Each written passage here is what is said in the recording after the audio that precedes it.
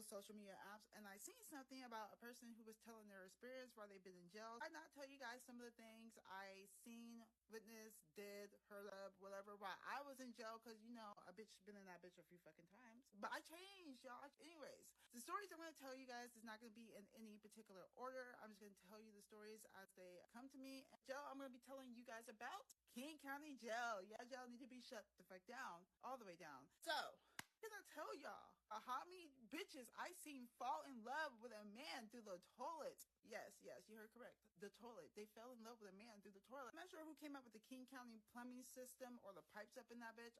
But if you get like a sheet and you put the sheet over the toilet and bounce up and down on the toilet, you can pump most of the water out. Get like a cup or whatever and you scoop the rest of the water out. If you're a guy above, you can talk to the bitches below. If you're one of the bitches below, you can talk to the guy above. When you're in jail, you have to do something for some entertainment. I had a selling. She was just laying in her bunk, and she's like, man, I wonder who's the female he's talking to. And I'm like, bitch, he ain't talking to nobody right now because we're all racked back. It's like 1 o'clock in the morning, bitch. If he's talking to anyone, it's another nigga. I promise you that, bitch. Unless it's a CO officer, then yeah, he is talking to another bitch. But people fell in love in King County Jail like it was nothing through the toilets. I can't tell you how many bitches were crying in there because one bitch was like, man, this man told me he looked like a guy that plays Superman. She's like, yeah, he told me he looked like the guy that plays Superman, and he don't. And I seen the picture and like, bitch, this nigga wasn't ugly. He does not look like Superman. That was a super lie. And I'm not gonna lie, when I did my last 2 weeks in jail, I spent my last 2 weeks in the hole. I can talk to whoever I want to. I wasn't trying to make no boo, no love, no nothing like that. But shit, I'm in the hole. I'm locked down for 23 hours out of 24-hour day period. I'm gonna talk to somebody. I used to always talk in the toilet. Every time they did their checks, they'd be like, get out the toilet, young. No. What you gonna do? You gonna put me back in the hole? I'm already in this bitch. The worst you can do is just move me to a different cell and I just talk in that toilet. Mind your business and move along. So the next thing. Now these motherfucking COs, I get that these COs have a lot on their plate, a lot to deal with. However, I don't give a fuck. There was this older black woman that came into the tank room. She had never been to jail. She looked like my granny. Like, damn, y'all really arresting granny? She was just so confused, don't know what's going on, trying to call her grandbabies. And you can just tell by look at some people that came in there, that this was their first and probably last time coming in this bitch. I'm gonna try to help the best I can because, you know, us black people gotta stick together. Just came in that night and she has court the next day. When we were all back in our cell, we hear the door open. Someone that had just been arrested came into the tank. We don't know who this woman is, what she looked like, or nothing like that. We come out for dinner or lunch. The sweet old black woman comes out her cell. I said, can she use it? Yes, Granny, I would help you use the phone. The next thing you know, Granny's cell door pops. Her new cellie got called out to get meds. Tell me why this bitch, this crackhead looking hoe, came out butt ass naked with a towel wrapped around above her shoulders. On this crackhead's body, open sores going down both her legs. These open sores are actively like oozing out, or whatever the fuck you call it. It hasn't scabbed over or nothing. Not only that, this bitch, this crackhead hoe, had dried motherfucking shit going all down her ass, all the way down her legs. Granny, yeah, she's easily like in her 70s. She's up there in age. And y'all want to stick this crackhead asshole who has open sores all down her legs, who has dried shit as well. All y'all going to hell. I felt bad for Granny. Every time we have to go back to our cell, she had to go back in there with that woman. The woman was hella dirty. Like, she'd eat and just throw her shit on the floor. I think she even shit it on the floor at one point. And every time these guards are doing the rounds, they see it and they smell this shit. And they keep it pushing. Like, all y'all going to hell. Moving on to the next one.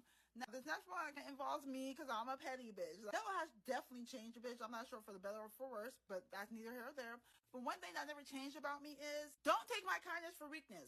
I can do some very vindictive ass, petty ass shit. Don't take my kindness for weakness and we good. You give a motherfucker an inch, they try to take a mile. So I forgot what this bitch in my tank did to me. She took my kindness for weakness. I do remember that. But one night, I am up. I am mad. I'm not trying to go to the hole, but I'm not trying to have people know I'm doing this shit either. I have a kite in my room. For those who don't know what a kite is, it's a piece of paper. You put something that you need on there, and you turn it into the guards. Whenever they got the fuck around to it, they'll pull you out. And sometime during the nighttime, when everybody was sleeping, I'm up. I am pissed off. Okay, so I took that kite.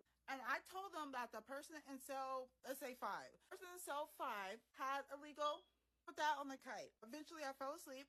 Even though I was like alone by myself in my cell, every time we had to go back or come out of our cell, they would pop all the doors at once. I still had to get up and close my cell door. Oh, the next day, it's the in the morning shift, so they pop the doors and everybody's about to go back into their cell.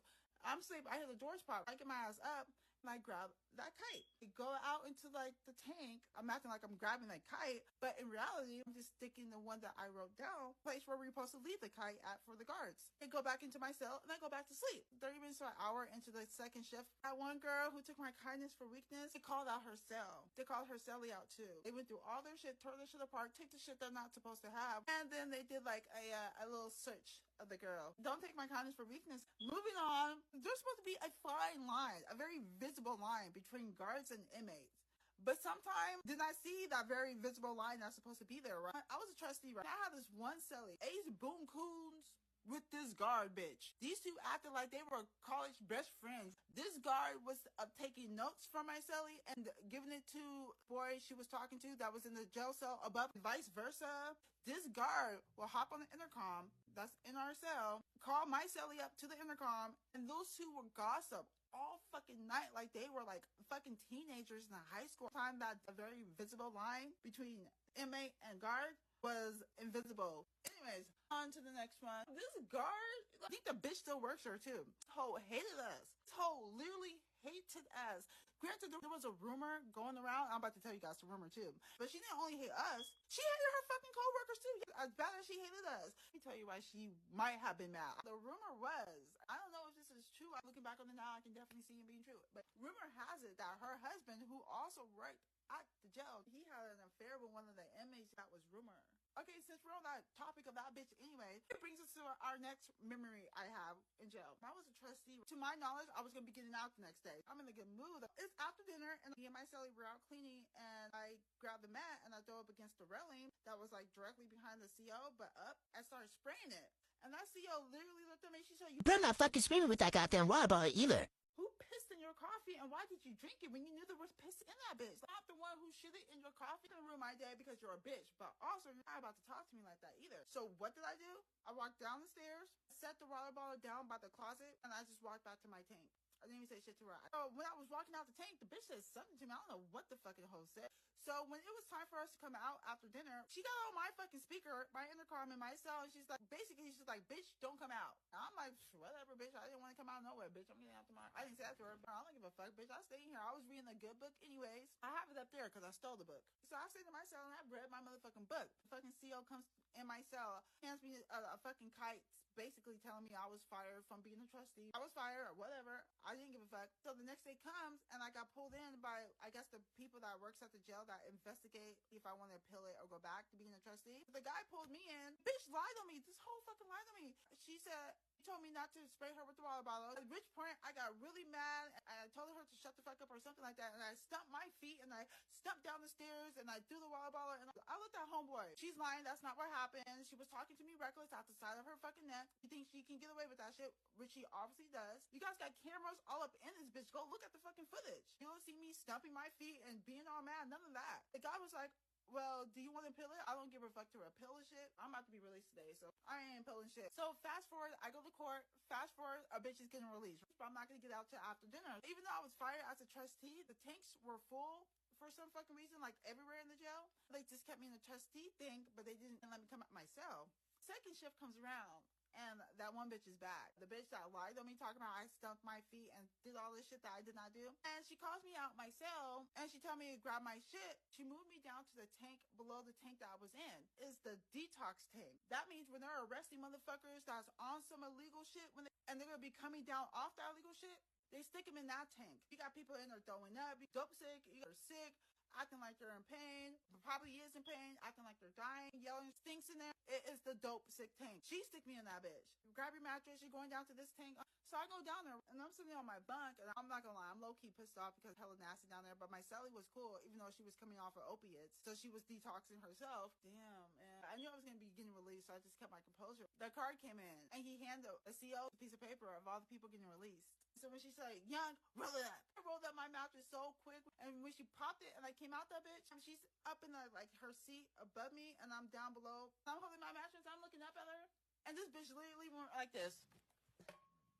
She turned her whole back to a bitch. You mad, thinking you had the upper hand. I ain't even spending a night in the detox thing.